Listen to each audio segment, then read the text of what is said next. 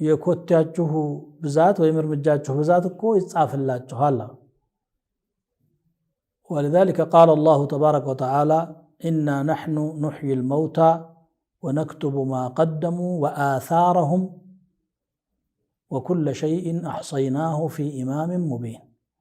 إنيا متاننا الناس نسالن يا سالفوت النجر ሁሉ እንጽፍላቸዋለን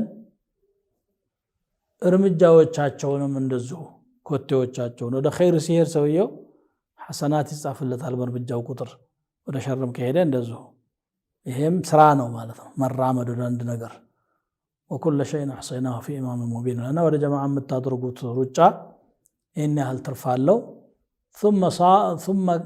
تكون صلاته نافلة ይላል ከዛ በኋላ መስጂድ ገብቶ የሚሰግደው ሶላት ወንጀሉ በመንገዱ ስለተራገፈለት ትርፍ ዋጋ ብቻ ነው የሚያገኝበት ተጨማሪ ነገር ነው ወኢላ فقد برئ من الذنوب وتطهر ከወንጀሉ ጸድቷል ቀደም ሲጓዝ በነበረበት ሁኔታ ማለት ነው ስለዚህ ሶላት الجماعه በደንብ ትኩረት ልንሰጠው የሚገባ ነገር ነው ሶላት الجماعه ዋጅብ ነው ሱነተ ሙአከዳ ነው ወይስ ፈርድ الكفايه ነው የሚል የዑለማዎች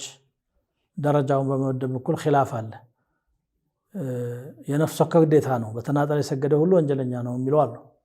አይ ፈርድ الكفايه ነው አጠቃላይ ኡመቱ ላይ ነው እንጂ አሐድ الناس ላይ ዋጅብ አይደለም ያሉ አሉ ሱነቱ ሙአከዳ ነው ያሉም አሉ ሁክም الفقهي ሳይሆን ثوابና ዋጋውን ነው እኛ ተቆረም ማየት ያለ ምንድነው የምናገኘው የሚለው ነው ዋጅብ ነው አይደለም ካልተገደድን ትርፍ አንሰራም እንዴ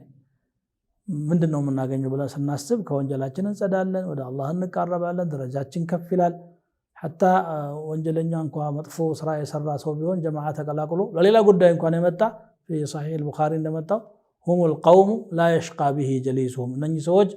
ከነሱ ጋር የተቀመጠ ድለቢስ መሆን አይገባውም እሱም መግፊራ ማግኘት ያለበት ነው የሚለው አላህ ይሄንን